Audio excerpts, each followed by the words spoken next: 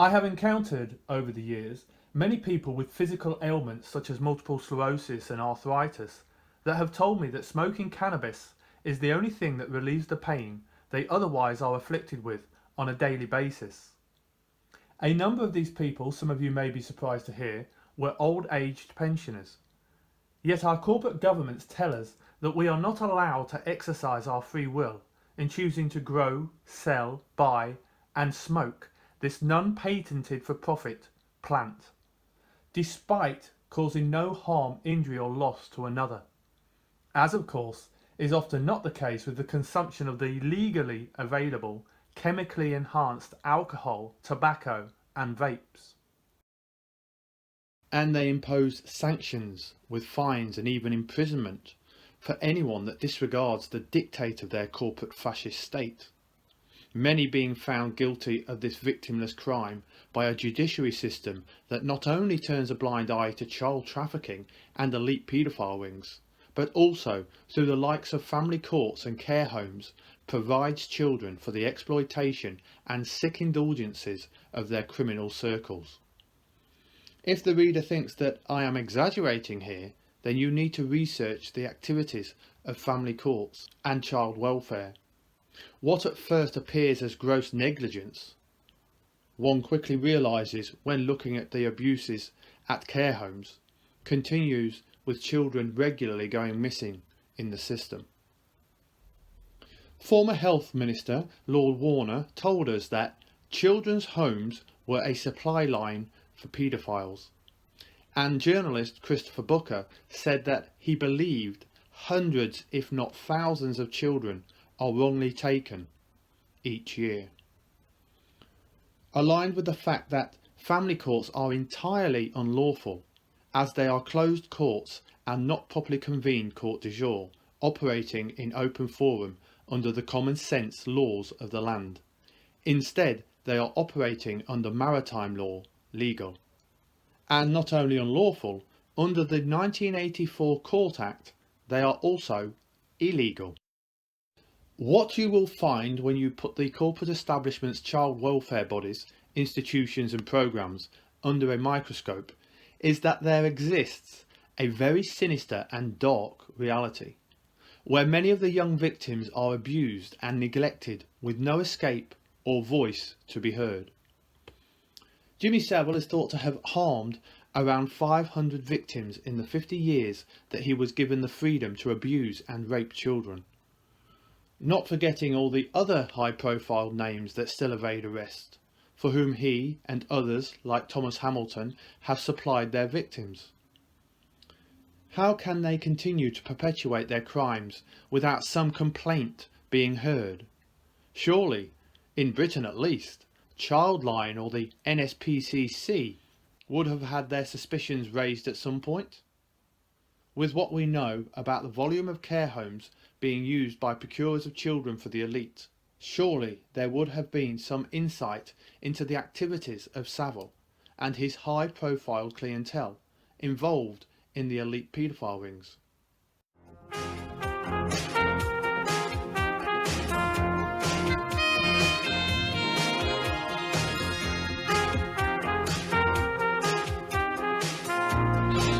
If you need somebody to talk to, speak with someone close. Oh, 800 111. Childline, for children in trouble or danger. Well, the answer is probably an obvious one. They control the channels of communication.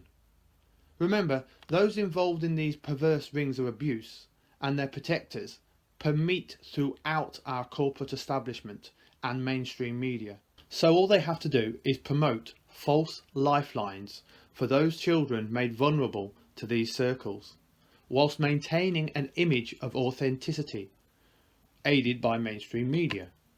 By investigating domestic complaints and less serious allegations of institutional abuse. That way, when a victim calls the mainstream media promoted Childline or NSPCC, accusing one of the VIP abusers, their complaint can be intercepted and covered up, and who knows what happens to the poor child after that.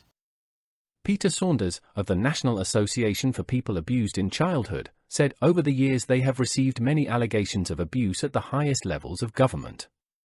Past prime ministers, past senior members of the British cabinet have been mentioned as abusing children. It doesn't get much worse than that.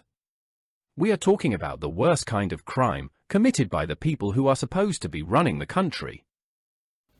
Esther Rantzen launched Childline in 1986 with her cousin Sarah Kaplan, who is married to Nick Ross, the former Crime Watch presenter, who stated that if child porn was legal, he would watch it.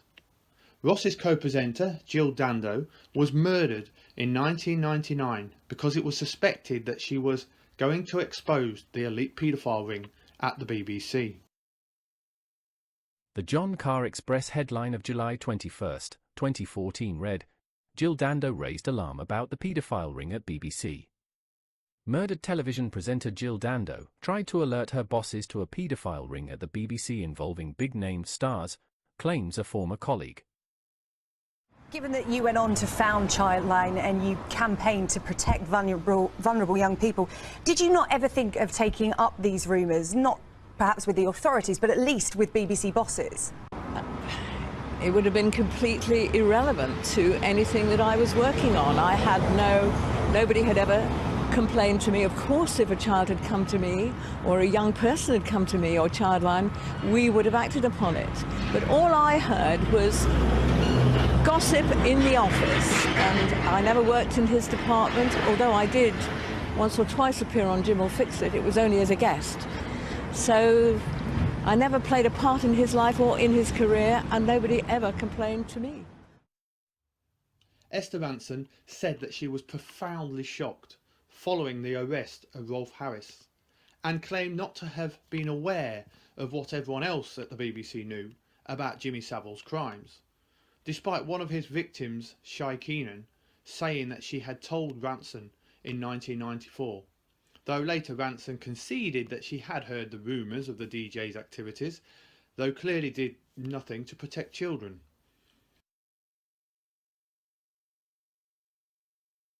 The TV presenter also said that she was in the dark about her former lover, Sir Nicholas Fairbairn, former Conservative MP who died in 1995, being linked to an elite paedophile ring. Rancid Rantzen also protected schoolteacher Alex Standish, of whom both she and the police had known to be a paedophile. In 1984, a 4-year-old girl named Jasmine Beckford from Brent, London, was horrifically murdered after years of violent abuse. The head of social services for Brent at that time was Valerie Howarth, Brent Social Services Director 1982 to 1986, who at the very least was guilty of gross negligence, as she failed to inform the North London Chief Executive and the Social Services Committee when she discovered the child, whom along with her sister had previously been made subject to court care orders in 1981, had only been seen once in 10 months before being killed by her stepfather. Yet this knowledge did not affect Rancid Rantzen's decision in making her Childline's first chief executive. In the 90s, Valerie became one of Tony Blair's peers and joins the ranks of titled child abuse protectors as Baroness Howarth of Breckland. If the police had any genuine interest in investigating these elite paedophile rings, surely the honours list is as good a place as any to start, as there does seem to be a remarkable number of child abusers given titles, and the Baroness Howarth, like her friend Rantzen, would certainly be able to help with their inquiries, as she openly admitted to being friends with former paedophile information exchanges Peter Wrighton. When asked by someone at West Mercia Constabulary if she knew him, she replied, "Oh yes, he's an advisor to all sorts of organizations. He was Director of Education at the National Institute of Social Work. Pretty much a national figure in child care." It has been said by numerous sources that Rancid Rantzen has hosted parties at her New Forest home called Blood Oaks Farm, where child abuse is alleged to occur on a regular basis. It was here that a 5-year-old girl was reported to have been sexually assaulted by Dame Rantzen's friend Robert Gillings in her Blood Oaks swimming pool.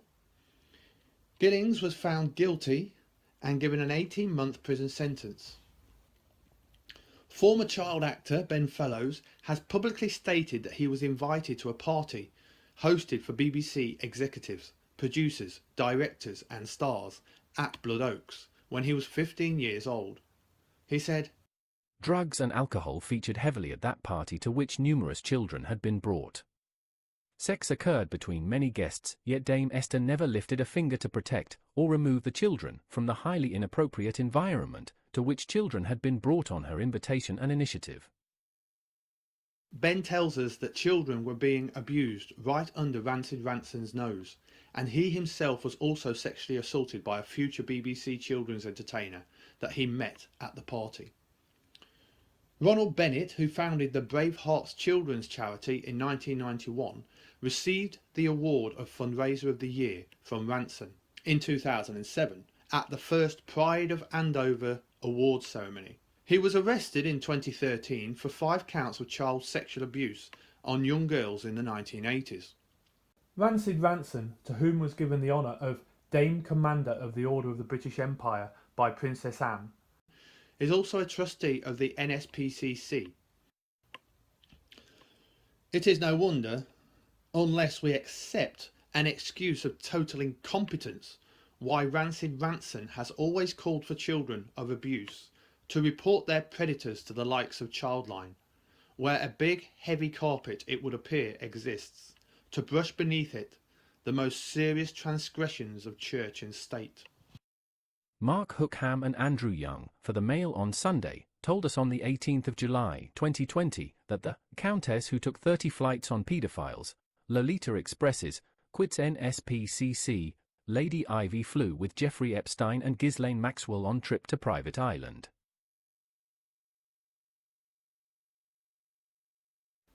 The NSPCC Vice President Gerald Ronson and his wife Gail, a relative of alleged Elm Guest House paedophile visitor, the late Sir Leon Britton, are both said to be listed in convicted paedophile Jeffrey Epstein's Black Book, as was former NSPCC Controlling Director and Labour Minister Peter Mandelson, who himself was also good friends with the late paedophile Greville Janner, protected by the corporate establishment from facing a jury for his crimes.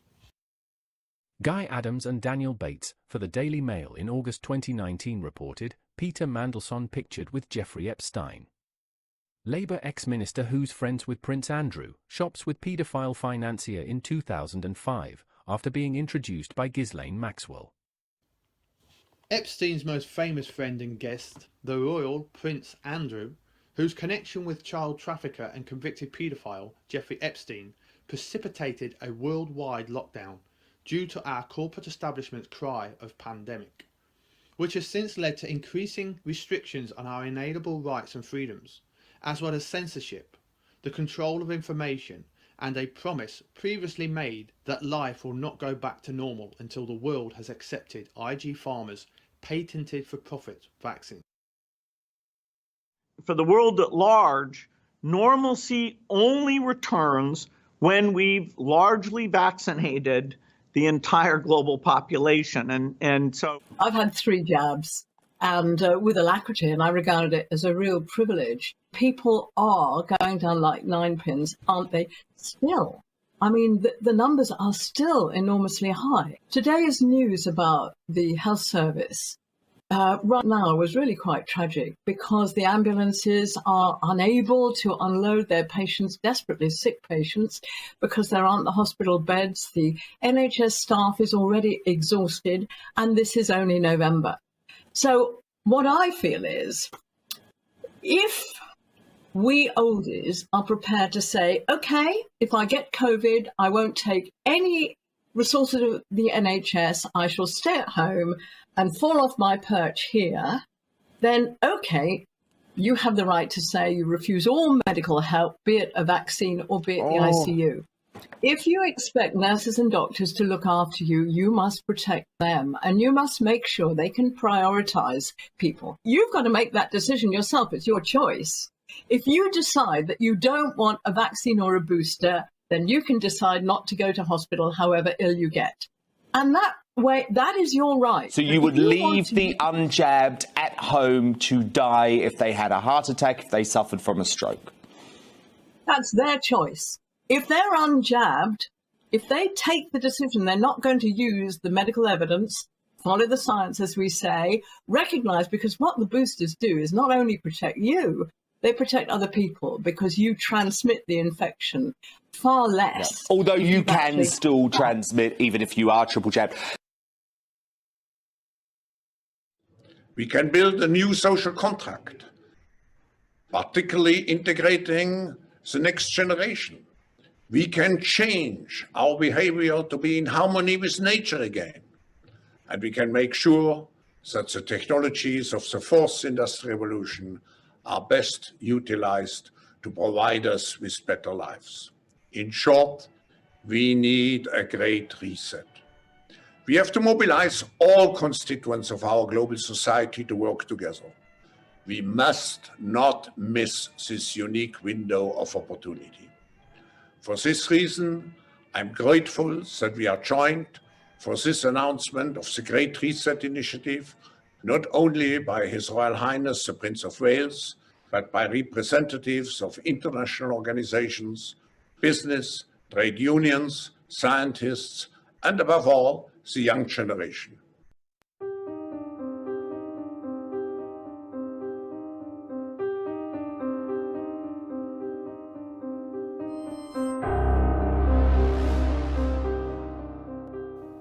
Despite the clear evidence beyond the official hype and deceptions that there was not a pandemic at all, it is in fact strongly questionable that there was even a virus beyond the common cold, flu, and whatever poison was being injected into an uneducated and gullible public.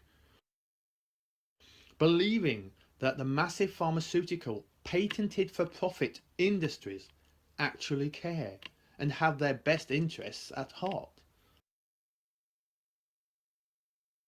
The Labour MP, Peter Mandelson, has held a long-standing friendship with Prince Andrew, who gave mutual Epstein paedophile friends Hollywood actor Kevin Spacey and child trafficker Ghislaine Maxwell an unofficial tour of the palace.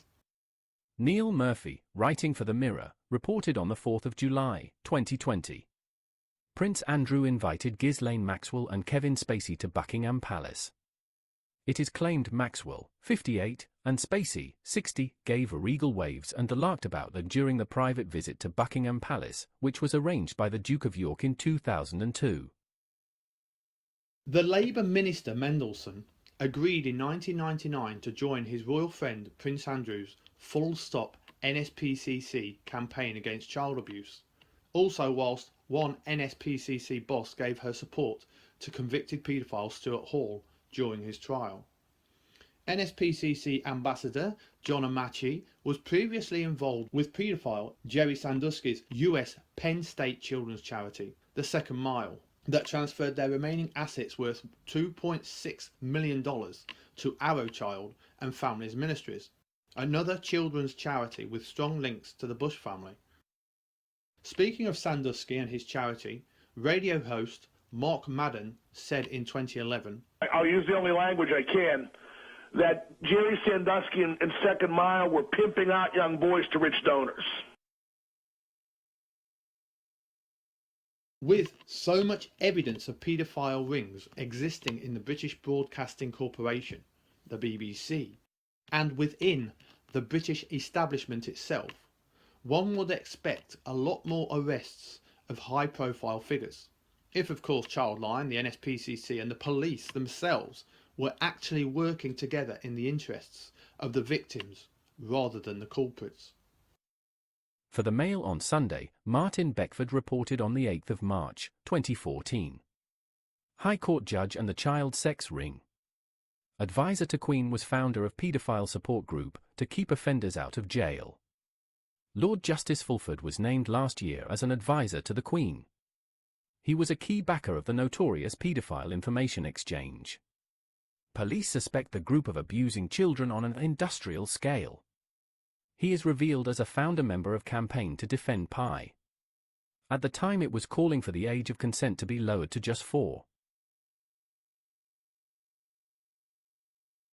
Our corporate establishment supports and hides the most vile criminals, with child abuse investigations into government, secret services and show business repeatedly being thwarted and brushed under the carpet.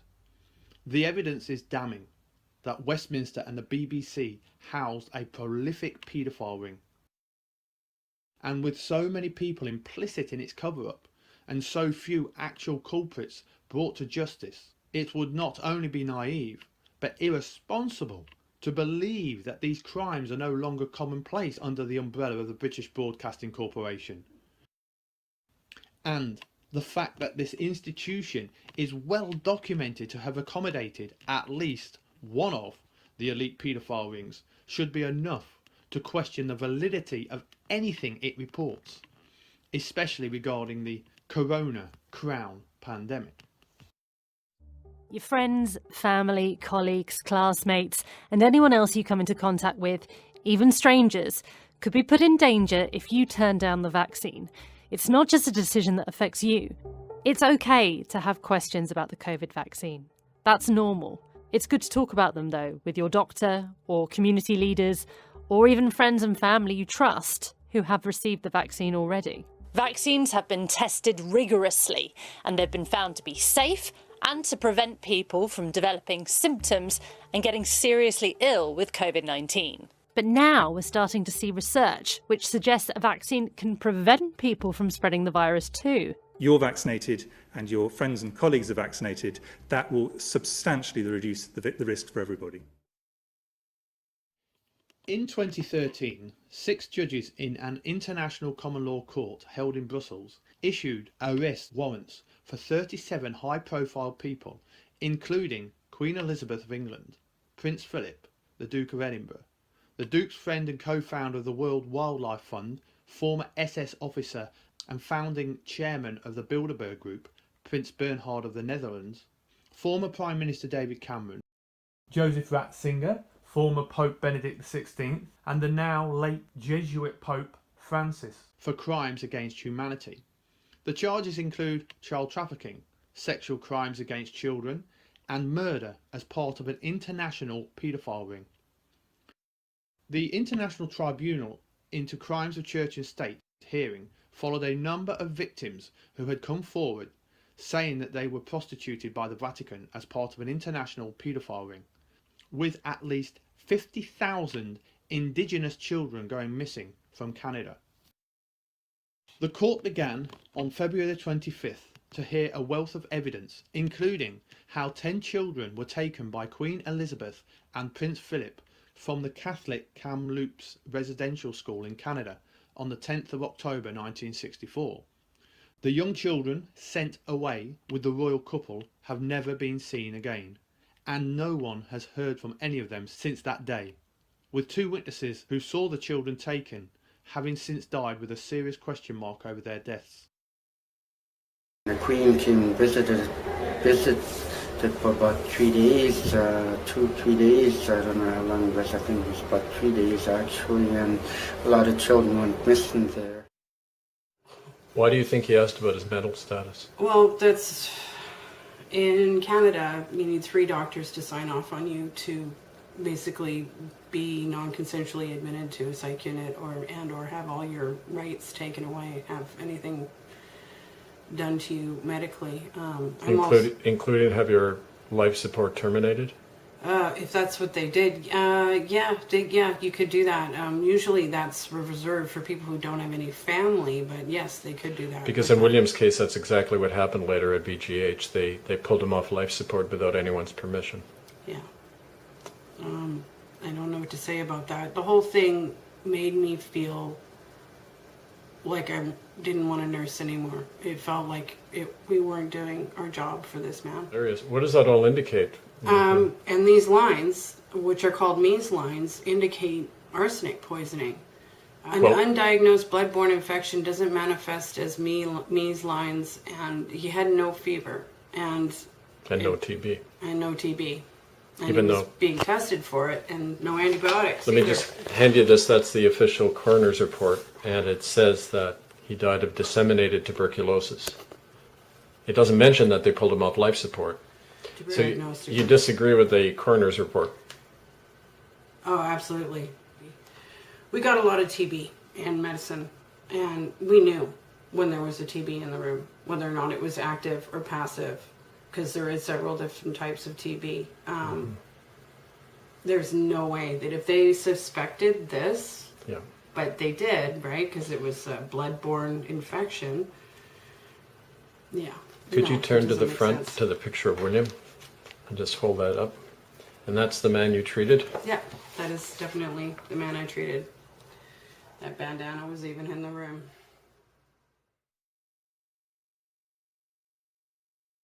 More than 30 mass grave sites of children's bodies are said to exist, with excavations being blocked by the corporate Canadian government, with orders from London after the remains of children began to be unearthed. Ex-Royal Military Policeman Matt Taylor said in 2014 that, "We have enough evidence to prosecute and hold both the Prime Minister and Queen of England." When he was serving time, there was no call, no letter, nothing there. No. He was released in July. Within months, by December of 2010, you went to stay with him at his New York mansion. Why? Why were you staying with a convicted sex offender? Right. There's a slight problem with the sweating because I have a peculiar medical condition, which is that I don't sweat, or I didn't sweat at the time, and that was yes, I didn't sweat at the time because I had suffered what I would describe as an overdose of adrenaline in the Falklands War when I was shot at. And I simply, it was almost impossible for me to sweat. And it's only because I have done a number of things in the recent past that I'm starting to be able to do that again. So I'm afraid to say that there's a medical condition that says that I didn't do it, so therefore. Is it possible? The typical response I have had when mentioning these arrest warrants to average Joe is either a denial of the facts and refusal to investigate for oneself, or laughter as the person declares they'll never arrest them, as if that is an unchanging fact and therefore an end to the matter, so they can go back to the sleep from which I have momentarily disturbed them from, ignoring the underlying fact that they comply with the ongoing cases of abuse and murder by their ignorance and refusal to become better informed, thus allowing such disgusting crimes to be brushed under the carpet with the old adage, "It's been going on for years, it'll never stop," as if that gives the person who repeats such rhetoric excuse to not seek remedy for the victims, by at the very least becoming better informed on the subject. The fact is that arrest warrants exist, and rather than the corporate establishment's politically influenced gangs actually upholding the common sense law and carrying out these prosecutions, they have arrested and intimidated those brave enough to push for these warrants to be honoured, and the criminals named made to stand trial in a properly convened court de jour under the common sense laws of all men and women, held in open forum so that justice can be seen to be done. The only thing preventing this from ever happening is the refusal of the people to come together en masse, in educated unity and in peaceful protest whenever possible. And here it is important to note that one should always film dealings with any member of a politically influenced gang, as it has been very well documented that pigs will, when given the opportunity, intentionally cause harm, injury and loss. As is evidential, they will even incite riots. If you see a crime being committed by anybody from within your corporate establishment, you should always film them so that the footage can be shared, prompting more and more lawful men and women to action after seeing the fascist state for what it really is. Our primary cause of concern should not be the issues handed down to us from these very criminals, such as their politicised agendas like global warming and man-made climate change, afforded maximum publicity through their corporately financed governments and mainstream media, but should be the complete removal of these notorious criminals protected by the very police that, if they were indeed there to serve and protect the public, would be arresting them and exposing the names of those involved, regardless of their positions of power, found guilty of these horrendous acts of child cruelty, as well as the many genocides carried out under the banner of democracy. We are subject to incarceration for not obeying the corporate rules that they term as laws under their man-made legal system. We can have our lives destroyed and a black mark tallied against our names for disobeying what are no more than arbitrary rules for slaves, whilst those that condemn our victimless crimes are afforded immunity, protection, and virtual silence from the mainstream media beyond their misdirections and smokescreens, for very real, genuine crimes. Sickening crimes that are far from anything most people convicted by their courts would ever dream of. But our justice systems do not prioritise bringing to stand the biggest perverts, crime syndicates and drug cartels. For if they truly did lift the veil of secrecy that protects them to look under the darkest stone, we would no doubt see many of these judges being tried along with the key figures of church and state. First week we met in January of 19 in California and to set up the goals for the next 5 years. And one of them was by 2023 we will reduce the number of people in the world by 50%. I think today this dream is becoming reality. Legalising assisted dying is a step closer this morning, following reports the Prime Minister could give MPs a vote on it by Christmas. Well, it gives hope to Dame Esther Rantzen, who has tirelessly campaigned on the issue since she was diagnosed with terminal lung cancer last year. She no longer is giving interviews in person, but she spoke on the phone exclusively to our Dr. Hilary to share her reaction. Esther, it's so good of you to talk to me today. How are you? Well, I'm much better than I thought I would be because I've got one of these amazing new drugs which seems to be holding the cancer at bay, to my surprise. You sound remarkably strong today. I'm really pleased to hear that. It's the effect you have on everyone, Hilary. I wish. Now, the Prime Minister has promised to try and get this to a vote before Christmas. How do you feel about that? Well, I'm very, very impressed that given all the challenges, you know, national and international, he remembers the conversation we had before the election in which he made it clear that this is something he does feel very strongly about. The law at the moment is unsatisfactory, and being a lawyer himself, I think he thinks it's important that laws should be just and fair and clear, which this one is not.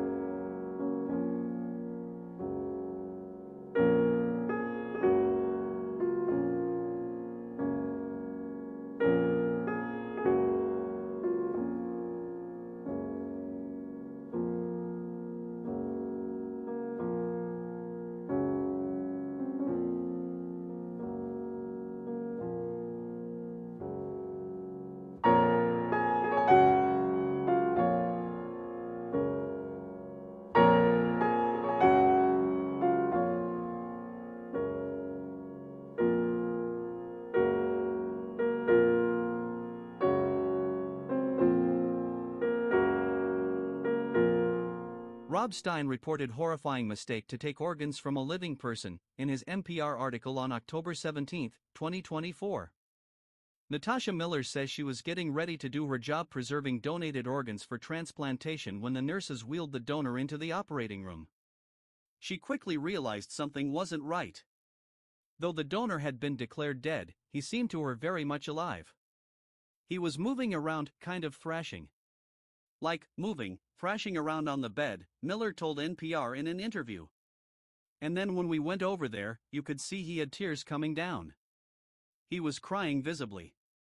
The donor's condition alarmed everyone in the operating room at Baptist Health Hospital in Richmond, Kentucky, including the 2 doctors, who refused to participate in the organ retrieval, she says. The procuring surgeon, he was like, "I'm out of it.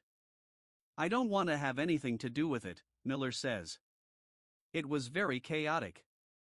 Everyone was just very upset. Miller says she overheard the case coordinator at the hospital for her employer, Kentucky Organ Donor Affiliates, CODA, call her supervisor for advice. So the coordinator calls the supervisor at the time.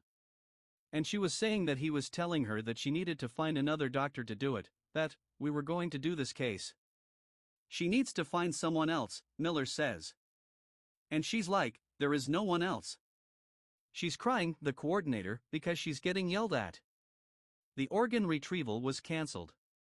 But some CODA workers say they later quit over the October 2021 incident, including another organ preservationist, Nicoletta Martin. "I've dedicated my entire life to organ donation and transplant. It's very scary to me now that these things are allowed to happen and there's not more in place to protect donors," says Martin. Martin was not assigned to the operating room that day, but she says she thought she might get drafted. So she started to review case notes from earlier in the day. She became alarmed when she read that the donor showed signs of life when doctors tried to examine his heart, she says.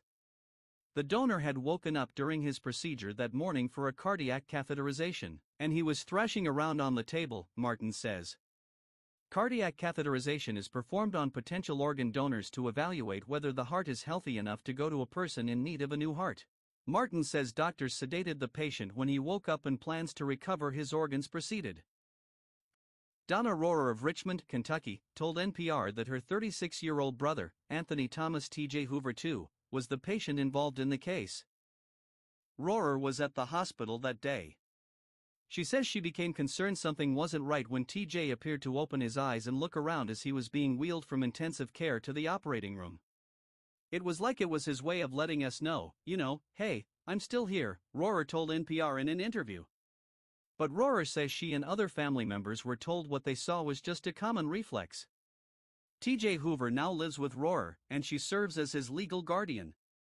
But some wonder how rarely this happens.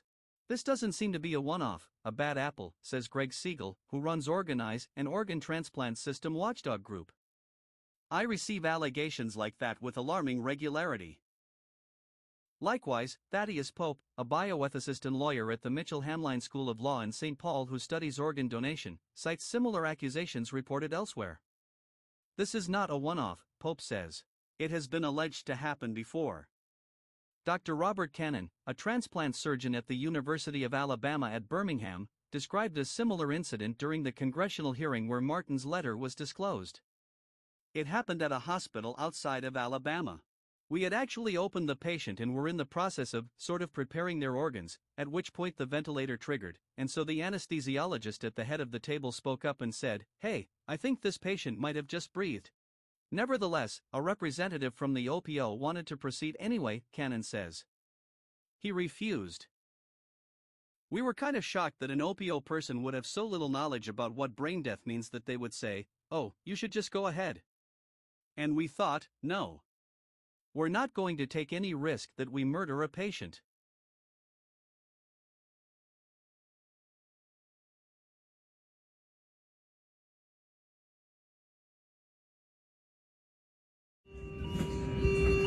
Why is we pumping his chest? Because Dr. Herman.